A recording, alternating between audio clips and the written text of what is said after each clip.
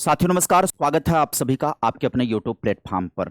आप में से तमाम विद्यार्थियों ने कल एक वीडियो मैंने किया था कि यूपी टेट की पहले तैयारी करें या सुपर टेट पर फोकस करें या फिर दोनों की तैयारी एक साथ करें। तो बहुत से लोगों का कमेंट आ गया था कि सर जी बता दीजिए पढ़ाई के लिए कौन सी पढ़ाई पढ़ें, कौन सी किताब पढ़ें। बहुत ज़्यादा इंक्वायरी किताब को लेकर के है, नोट्स को लेकर के कहाँ से पढ़ें। देखो, सुपर टेट अभी तक केवल 2 बार हुआ है। वो एक बार 68,000 की वैकेंसी हुई है, उसमें अति लघुत्तरी सवाल पूछे गए थे। एक बार बहुविकल्पी सवालों वाला 150 सवाल ही बहुविकल्पी थे, 69,000 की वैकेंसी हुई है। इसके अलावा सुपर टेट का कोई पेपर नहीं हुआ है। बात करें यूपी टेट का, तो यूपी टेट का जो एग्जाम है इससे पहले पीएनपी द्वारा करवाया जाता था, जो डीएलएड का एग्जाम संपादित करवाते हैं। तो इससे पहले वो परीक्षाएं करवाते थे, उनका पैटर्न अलग था। वो बिल्कुल फैक्ट आधारित सवाल पूछा करते थे, जो प्रीवियस ईयर में आपको देखने को मिल जाएगा। जो सिलेबस से कई बार इतर भी हो जाता था, बहुत बार सिलेबस से हट करके पूछा गया, जो सिलेबस दिया गया उस पर आया ही नहीं, अलग हट करके आया। तो पीएनपी ने जो सवाल पूछा वो डीएलएड के प्रीवियस ईयर के सवालों को रिपीट कर दिया था।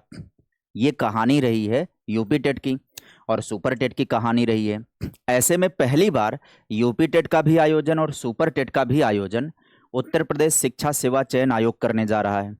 तो ये ज़्यादातर उम्मीद लगाई जा सकती है कि उत्तर प्रदेश शिक्षा सेवा चयन आयोग उस परंपरागत ढांचे को फॉलो तो नहीं करेगा, मतलब वो जो पीएनपी का तरीका था वो फॉलो नहीं किए जाएंगे। ये इसमें कोई दो राय नहीं है, क्योंकि आयोग ने जितनी भी परीक्षाएं अभी तक करवाई हैं उन परीक्षाओं के आधार पर यह बात तो कन्फर्म हो ही जाती है। अब बात आती है, ऐसे में तैयारी क्या करें। केवल क्या क्लास ले लें, ऑनलाइन क्लास ले लें, या कहीं ऑफलाइन कोचिंग कर लें, उसी से तैयारी हो जाएगी? तो ज़्यादातर लोग परंपरागत ही पढ़ा रहे हैं।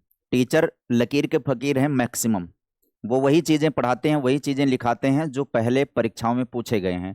वो भी क्या करें, वो पुरानी परीक्षाओं के पैटर्न के हिसाब से ही चलते हैं। अगर वो नया करने का प्रयास करेंगे तो वही मुख्य धारा से बाहर हो जाएंगे, उनकी भी मजबूरी है। ऐसे में आप लोगों को एक बढ़िया मार्गदर्शन, दिशा निर्देश मैं अपनी तरफ से सलाह दे सकता हूं। आपको क्या करना होगा, यदि आप यूपी टेट की तैयारी कर रहे हैं तो यूपी टेट की तैयारी पर फोकस करिए, क्योंकि 70% आपका सिलेबस वहीं से कंप्लीट हो जाएगा। इसमें किसी भी बात को नकारा नहीं जा सकता है। वो अलग बात है कि लोग कह दें नहीं सुपर टेट बिल्कुल भिन्न है, तो मामला खराब हो जाएगा आपका। आप यूपी टेट पर अगर तैयारी कर रहे हैं तो यूपी टेट पर इतना जम के फोकस करिए कि जो पढ़िए वो यहीं तैयार कर डालिए, वो सुपर टेट में दोबारा पढ़ने की जरूरत ना पड़े। यदि आप यूपी टेट पहले से क्वालिफाइड हैं, सीटेट क्वालिफाइड हैं और आप यूपी टेट नहीं दे रहे हैं, आपको किस पर फोकस करना होगा? आपको अपने सुपर टेट पर फोकस करना है। ऐसे में क्लास कहाँ से लें? अभी ये सुपर टेट को लेकर के बहुत ज़्यादा माहौल बन करके क्लासेस नहीं चल रही हैं, लेकिन आपको तैयारी पूरा माहौल बना करके करना होगा, क्योंकि इसमें आप सभी को पता है कि मेरिट बहुत जाएगी, कंपटीशन बहुत तगड़ा होने वाला है, अच्छी मेहनत की ज़रूरत पड़ेगी। कहाँ से पढ़ाई करेंगे? तो इसके लिए मैं आपको एनसीईआरटी और एससीईआरटी का सुझाव देने वाला हूं।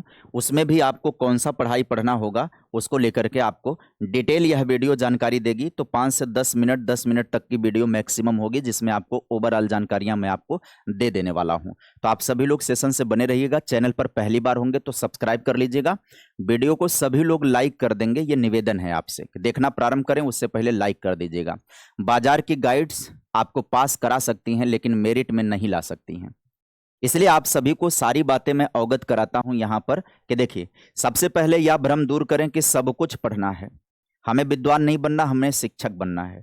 सिलेक्शन के लिए बहुत आवश्यक होता है कि मतलब इस बात को डिसाइड करना क्या पढ़ना है, इससे ज्यादा जरूरी होता है क्या छोड़ना है। वही सिलेक्शन का एक मुख्य रास्ता होता है। जिस व्यक्ति के अंदर यह दृष्टि आ गई कि क्या पढ़ना है के बजाय क्या छोड़ना है, अगर वह इस बात को जानने लग गया तो वह आसान हो जाएगा उसके लिए। तो यहाँ पर बात आ जाती है कि सब कुछ पढ़ना है, इस धारणा पर आप कभी मत रहिएगा। सबसे जरूरी आप सभी को मैं समझाता हूँ, प्राइमरी सोर्स जो बताता हूँ वो पर्यावरण और सामाजिक अध्ययन को लेकर के सुन लीजिएगा। सुपर टेट हो या ईवीएस हो, यूपी टेट में कक्षा 3, 4 और 5 की हमारा परिवेश जो एससीईआरटी का है यूपी बोर्ड का, और आसपास किताब ले लीजिएगा एनसीईआरटी का, जरूर ले लीजिएगा इसको। और पेपर हो जाने के बाद मिलान कर लीजिएगा, हमारी बातों का और इस किताब का मिलान कर लीजिएगा। किताबों में कुछ भी छोड़ना नहीं है। अभ्यास प्रश्नावली से लेकर के जो गतिविधियां आओ करके सीखें, जो कुछ भी लिखा हो हर चीज उसका तैयार कर लीजिए, यहाँ तक कि ऊपर नीचे जो किताब का पृष्ठ संख्या है ना वो भी तैयार कर लीजिए। मतलब मैं ये कह रहा हूँ कुछ भी नहीं छोड़ना है। मतलब कक्षा 3, 4, 5 का हमारा परिवेश हो गया और आसपास हो गया एनसीईआरटी का। महत्वपूर्ण नोट आप समझिएगा, यूपी टेट स्पेसिफिक बात करें तो यूपी टेट में यूपी बोर्ड के हमारा परिवेश से सीधे प्रश्न आते हैं। जैसे उदाहरण में राज्य पक्षी हो गया, स्थानीय मेले हो गए, यूपी की नदियां हो गई, ये यूपी टेट में डायरेक्ट पूछे जाते हैं। मान लेता हूं फैक्ट के रूप में ना आए, मिलान के रूप में तो आ जाएगा। इसी के विषय में थोड़े से अंदर से जाकर के जानकारी उठा लेगा। और एक बात बताएं, जिन चीजों पर हमारी नजर कभी नहीं गई होती है, जिन प्रश्नों का सामना हम, जिन तथ्य का सामना कभी नहीं किए होते हैं, वो चाहे जितना सरल हो वो कठिन ही होता है, क्योंकि हमारे नज़रों के सामने से गुजरा नहीं है तो हमारे लिए वो कठिन ही रहेगा। तो एक बार नज़र दौड़ाने की ज़रूरत है, अच्छा कर ले जाएंगे। उसके बाद बात करें सुपर टेट में जीएस और जीके के लिए रणनीति की बात करें तो कक्षा 6, 7, 8 की इतिहास, भूगोल और नागरिक शास्त्र की किताबें। इतिहास में आप सभी को पता है कि सुपर टेट में आधुनिक भारत का इतिहास है, स्वतंत्रता आंदोलन आपके सिलेबस में है केवल। तो इतिहास में आपको स्पेशली स्वतंत्रता आंदोलन आपको केवल फोकस करना है। ठीक, आगे बढ़िएगा।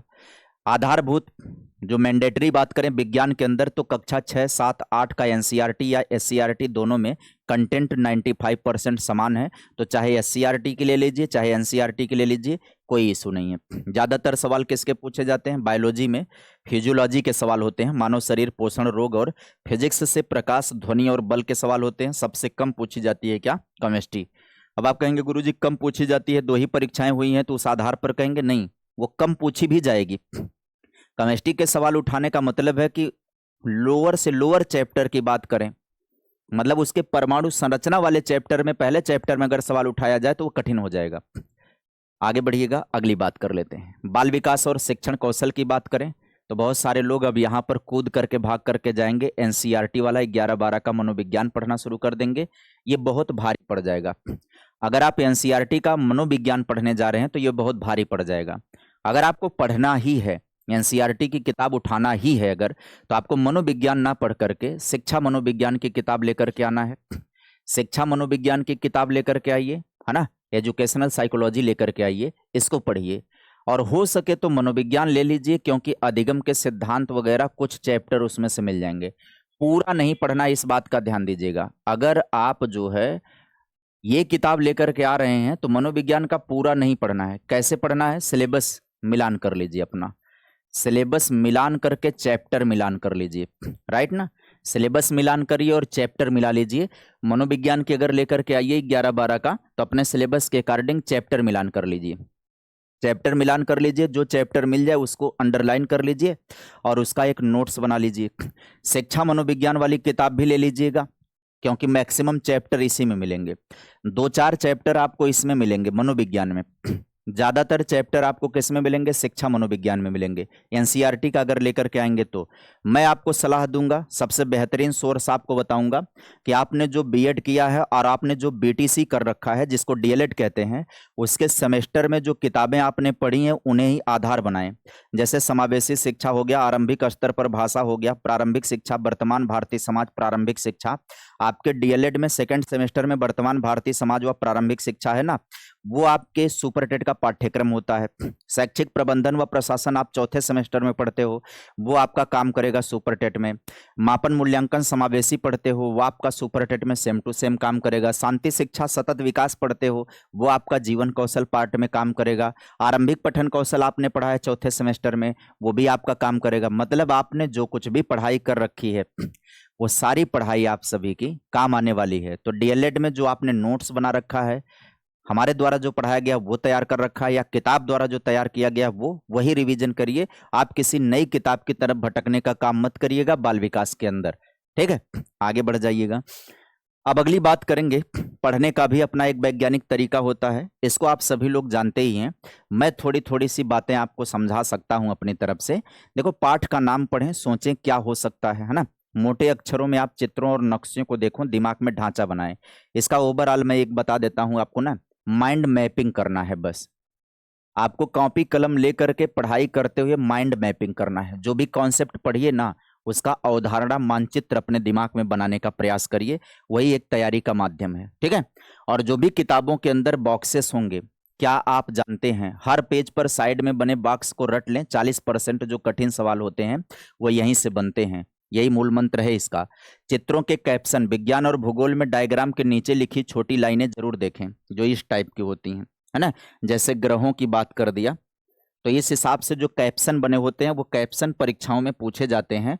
हम आमतौर पर छोटे बच्चों की किताबों में इन चीज़ों को इग्नोर कर देते हैं, ध्यान नहीं देते हैं। और स्टेप 1 है, चैप्टर खत्म होने के बाद आप किताब बंद करें और खुद से पूछें कि मैंने इस पाठ से 5 नई बातें क्या सीखी हैं, या 5 नए प्रश्न कौन कौन से सीखे हैं, उसको नोट डाउन कर लें। किताब एनसीईआरटी का जब पढ़ें, एससीईआरटी का जब पढ़ें, तो उस हिसाब से बात कर रहा हूँ। स्मार्ट नोट्स बताएं, पूरा पूरा किताब कॉपी में नहीं छापना है, आपको स्मार्ट तरीके का नोट्स बनाना है। जैसे ये तरीका नहीं अपनाना है कि प्रकाश संश्लेषण वह प्रक्रिया है जिससे पौधे भोजन बनाते हैं, या पूरी परिभाषा लिख रहे हो, ये गलत बात है। सही तरीका है प्रकाश संश्लेषण, सूर्य का प्रकाश, क्लोरोफिल, मतलब स्मार्ट तरीका अपनाइए एकदम। इसको बोलते हैं कॉन्सेप्ट मैपिंग करना। इस तरीके को फॉलो करिए, पूरा एकदम चिट्ठा मत तैयार करिए, इस तरीके से कॉन्सेप्ट मैपिंग करिए, आपका पूरा कॉन्सेप्ट तैयार हो जाएगा, आपकी पूरी तैयारी बेहतर हो जाएगी, ठीक है। उसके बाद फ्लो चार्ट का प्रयोग करिए, स्टिकर का प्रयोग करिए, आप उन अन्य तरीकों का जो भी प्रयोग कर सकते हैं उन तरीकों का प्रयोग करिए। बस इतना ध्यान रखिएगा, एससीईआरटी की परिषदीय किताबें, कक्षा 3 से 8 तक की किताबें, तथ्यों को रट लें। और एनसीईआरटी जो है कॉन्सेप्ट के लिए जरूरी होता है, एप्लीकेशन बेस्ड सवाल इससे आते हैं। अगर आपको एप्लीकेशन बेस्ड सवाल तैयार करना है, एनसीईआरटी पर फोकस करिएगा। और फैक्ट अगर तैयार करना है तो आपको दोनों ले लेना होगा, क्योंकि आपको फैक्ट और कॉन्सेप्ट दोनों में तालमेल बना करके ही तैयारी को अंजाम देना है। तो आप इस तरीके से सेल्फ स्टडी करके बेहतर कर सकते हैं। बाकी ढेर सारा काम आपके प्रैक्टिस के माध्यम से हो जाता है। Practice make man perfect.